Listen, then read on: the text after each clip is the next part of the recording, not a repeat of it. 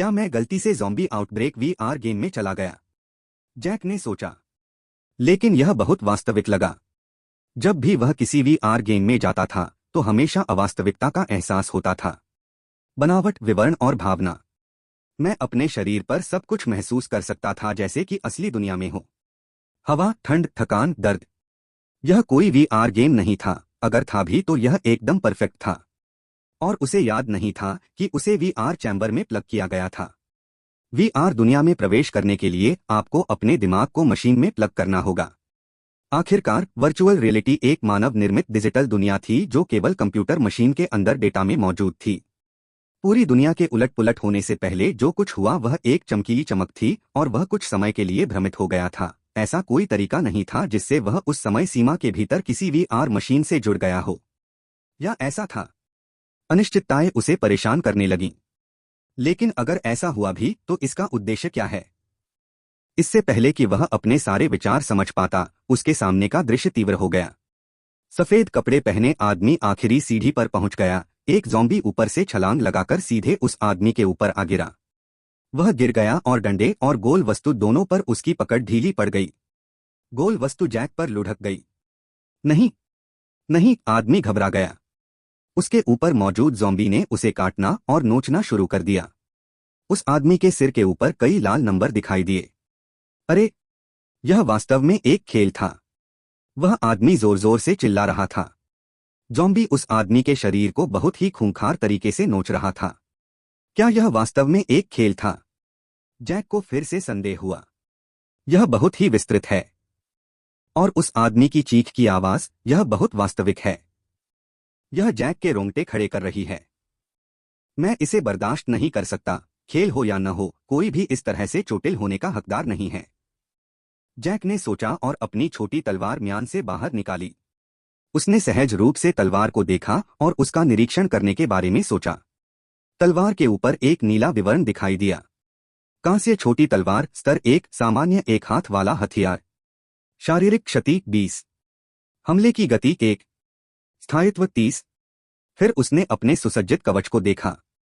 चमड़े का कवच, स्तर 1, सामान्य, मध्यम कवच। शारीरिक सुरक्षा 5। जादुई रक्षा 3। स्थायित्व 30। जैक ने बेचारे आदमी के पास जाते हुए सोचा, यह तो शुरुआती लोगों के लिए एक सामान्य हथियार और कवच है। हालांकि दूसरे ज़ॉम्बी ने उसके इरादे को भांप लिया था। वह प्राणी अपने साथी को पीछे छोड़ते हुए आगे बढ़ा और जैक की ओर भागा। जैक ने सोचा, एक ज़ॉम्बी के लिए यह बहुत तेज था। उसने अपना संयम बनाए रखा और किनारे हट गया। यह अच्छी बात थी कि उसे वीआर गेम का भरपूर अनुभव था। उसने ज़ॉम्बी को अपने से आगे निकल जाने दिया और वार किया। जब उसकी तलवार ज़ॉम्बी के पेट को चीरती हुई आगे बढ़ी तो उसे प्रतिरोध महसूस हुआ। यह बिल्कुल असली लगा। उसने फिर सोचा। ज़ॉम्बी के सिर पर 20 का लाल अंक दिखाई दिया। प्रेरित होकर उसने ज़ॉम्बी के मुड़ने से पहले ही उसकी पीठ पर एक और वार किया। गंभीर, 40 क्षति। बढ़िया। जैक ने खुद को एक और हमला करने के लिए तैयार किया, लेकिन ज़ॉम्बी ने पंजे की हरकत के साथ घूमकर हमला किया। पंजा उसके बाजू पर लगा और उसे पीछे की ओर धकेल दिया। वह लगभग गिर ही गया था कि तभी उसके ऊपर लाल रंग का 10 नंबर का डैमेज दिखाई दिया। काइनेटिक प्रोग्रामिंग बहुत वास्तविक है। अपने फुटवर्क पर काम करते हुए उसने जोर से सोचा। उसे इस खेल में अपने संतुलन पर बहुत ध्यान देने की जरूरत थी। उसने अपनी तरफ देखा जो खरोंची हुई थी। उसकी फटी हुई शर्ट के नीचे एक लाल रेखा दिखाई दे रही थी। चुभने वाला दर्द हो रहा था। बहुत वास्तविक, बहुत वास्तविक। ज़ॉम्बी ने फिर से हमला किया। उसने एक और जवाबी हमला करने से पहले हमले की तैयारी की और उसे टाल दिया। उसने खुद को यह याद दिलाते हुए शांत रखा कि वास्तविकता के बावजूद यह सब सिर्फ एक खेल था। ज़ॉम्बी पर 3 और वार करने के बाद उसने महसूस किया कि चीखना चिल्लाना बंद हो गया है। उसने कपड़े पहने हुए आदमी की तरफ देखा तो पाया कि दूसरा ज़ॉम्बी उसे पकड़ने वाला था।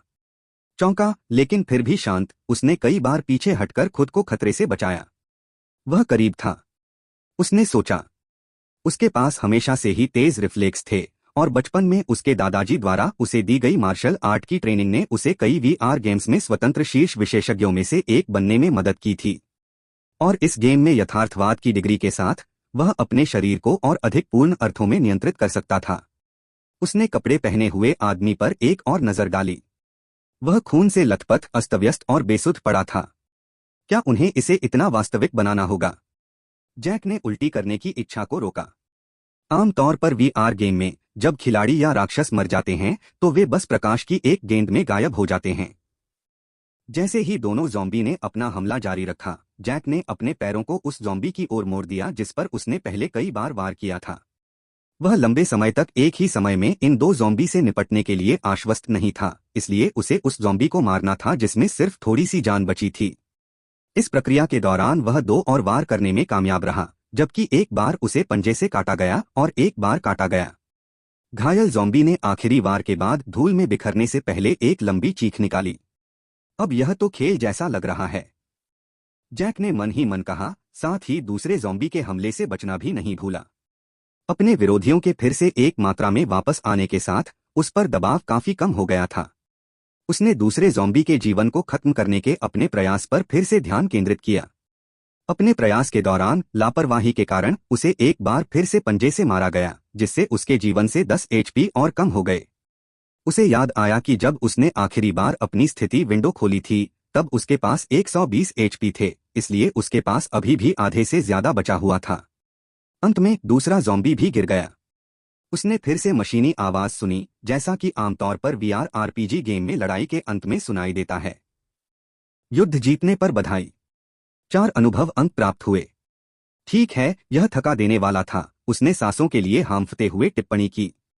सामान्य वीआर गेम में उसे थकावट महसूस नहीं होगी, या कम से कम अब की तरह वास्तविक थकान नहीं होगी, जहां उसके फेफड़े हवा के लिए प्यासे थे। उसने वास्तव में महसूस किया कि उसका वास्तविक शरीर वैसा ही काम करता है जैसा वह वास्तविक जीवन में महसूस करता है। फिर उसने फर्श पर धूल के ढेर और अपने हाथ में तलवार को फिर से देखा।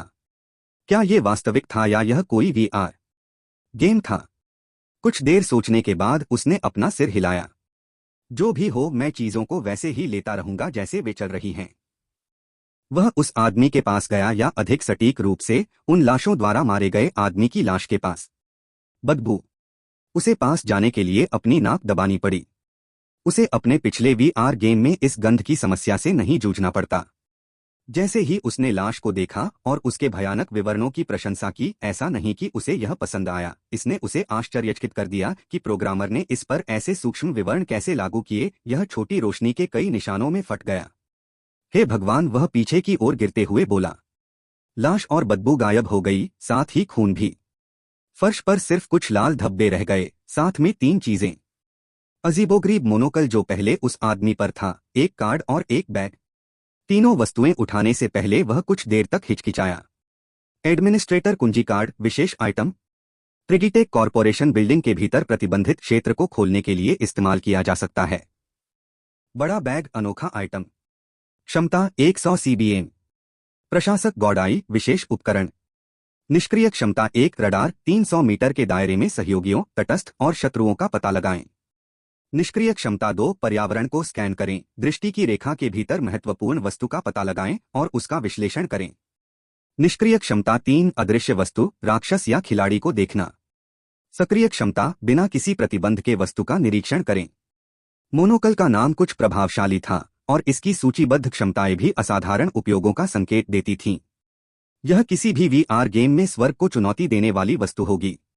उसने की कार्ड को अपनी जेब में डालने की कोशिश की, इसके बजाय एक होलोग्राफिक बॉक्स दिखाई दिया।